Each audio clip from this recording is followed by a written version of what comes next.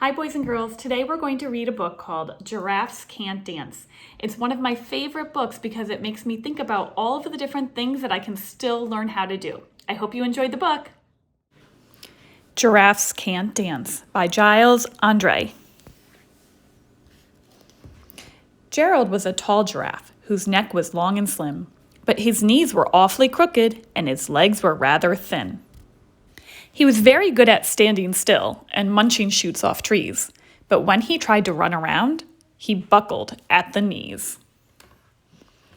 Now, every year in Africa, they hold the jungle dance, where every single animal turns up to skip and prance. And this year, when the day arrived, poor Gerald felt so sad because when it came to dancing, he was really very bad. The warthogs started waltzing, and the rhinos rock and rolled. The lions danced a tango that was elegant and bold. The chimps all did a cha-cha with a very Latin feel, and 8 baboons then teamed up for a splendid Scottish reel. Gerald swallowed bravely as he walked toward the floor, but the lions saw him coming, and they soon began to roar. "Hey, look at clumsy Gerald," the animals all sneered. "Giraffes can't dance, you silly fool. Oh, Gerald, you're so weird." Gerald simply froze up. He was rooted to the spot. "They're right," he thought. "I'm useless. Oh, I feel like such a clot." So he crept off from the dance floor and he started walking home. He'd never felt so sad before, so sad and so alone. Then he found a little clearing and he looked up at the sky. "The moon can be so beautiful," he whispered with a sigh. "Excuse me," coughed a cricket who'd seen Gerald earlier on. "But sometimes when you're different, you just need a different song.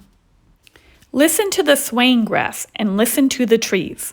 To me, the sweetest music is those branches in the breeze. So imagine that the lovely moon is playing just for you. Everything makes music if you really want it to."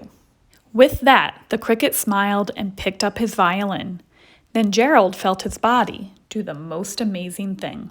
His hoofs had started shuffling, making circles on the ground. His neck was gently swaying, and his tail was swishing round. He threw his legs out sideways, and he swung them everywhere. Then he did a backward somersault and leapt up in the air. Gerald felt so wonderful. His mouth was open wide. "I am dancing. Yes, I'm dancing. I am dancing," Gerald cried. Then one by one, each animal who'd been there at the dance arrived while Gerald boogied on and watched him, quite entranced. They shouted, "It's a miracle! We must be in a dream! Gerald's the best dancer that we've ever seen!" "How did you learn to dance like that? Please, Gerald, tell us how!" But Gerald simply twirled around and finished with a bow. Then he raised his head and looked up at the moon and stars above. "We all can dance," he said, "when we find music that we love."